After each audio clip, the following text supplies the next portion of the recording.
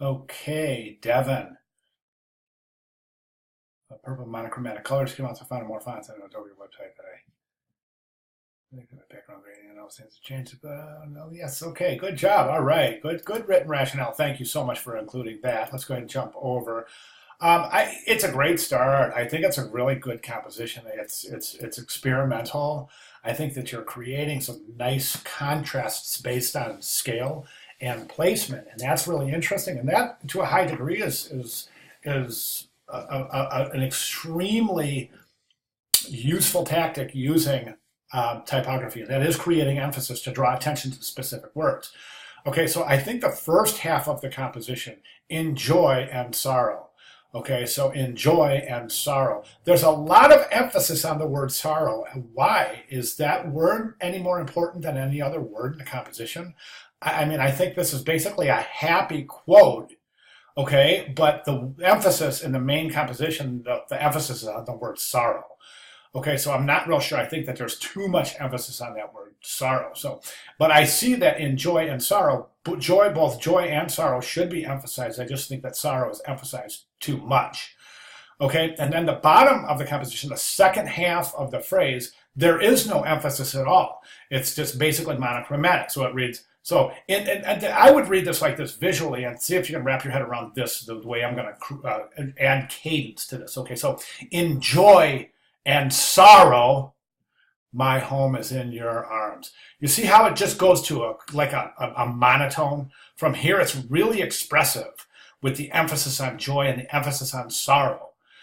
But then it goes to complete monotone here. So what I would like you to do is add emphasis where you think it's the most important down here. All right.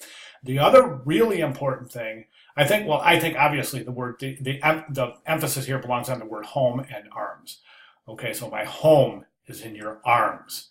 Okay, the other thing is you really want to draw some sort of always align something with something. Okay, so in other words, I'm going to grab my handy dandy little straight edge here, and we can see that, okay, so this word I, it's a script, but we're going to say that that this would overhang the margin, right? So let's say the margin is right about there. So we place the straight line, the straight edge there. And we can see that this just, if you nudge this over just a little bit, we can align it with the I and in. And it's things like that that are really going to make a big difference in your typographic composition. So alignment prevents the composition from looking like things are placed randomly. If things are placed randomly, the composition appears to be random with no real conceptual plan behind it. Okay, does that make sense? It's got to make sense because it's a key principle in typographic composition. Okay, so the color scheme is great. I think the purple, it does indicate this kind of melancholy, almost a sad statement. In joy and sorrow, my home is in your arms. It's not a joyful statement as much as it expresses almost a little bit of self-reflection. So I think that's an interesting color. I think the color is very good. The script typeface is somewhat difficult to read. And I think that there's also another area. So like I said, just try to duplicate what you've done here on the bottom of the composition, adding that kind of emphasis. But one thing I do want to mention is called proximity.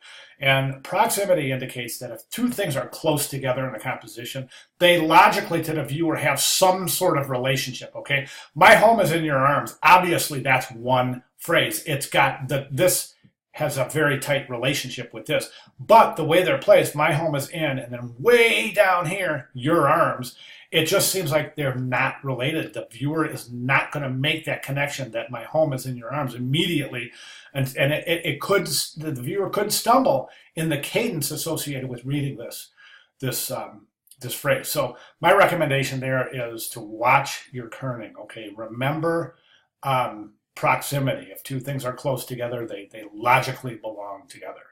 Okay, those are my recommendations moving forward. And again, in a nutshell, I guess what I'm saying is watch your alignment, but at the same time, try to indicate this kind of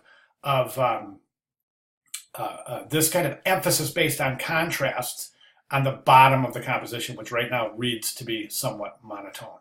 All right. All right, if you have any questions, those I would love to see you experiment with those kind of changes. There's really no right or wrong in this type of graphic composition. It's just kind of practicing, and kind of breaking the mold, as it were, kind of breaking your comfort zone and really trying to create some interesting compositions by doing things with scale, placement, and type on a path, and etc., alignment, etc. So really push your experimentation here, and I think you'll be just fine. If you have any questions at all, Devin, give me a holler. I'll be glad to address those questions. All right. Good job. Thank you very much.